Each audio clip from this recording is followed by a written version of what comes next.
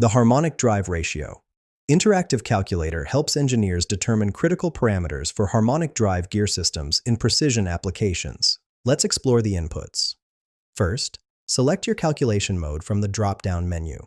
You can calculate gear ratio from teeth, output speed, output torque, circular spline teeth, required input speed, or required ratio from speeds. For this demo, I'll use Calculate Gear Ratio. Enter your circular spline teeth, ZCS, for example 202. Next, input flex spline teeth, ZFS. Let's use 200. Add your input speed in RPM. I'll enter 3000. If calculating output requirements, enter desired output speed in RPM, such as 30. For torque calculations, specify gear ratio, like 100, and input torque in Newton meters, say 0.5.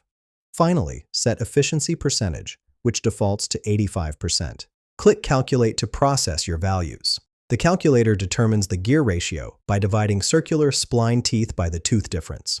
With our example inputs, it computes the precise reduction ratio, showing how the harmonic drive achieves high reduction in a compact package. Output speed and torque results demonstrate the mechanical advantage, accounting for efficiency losses.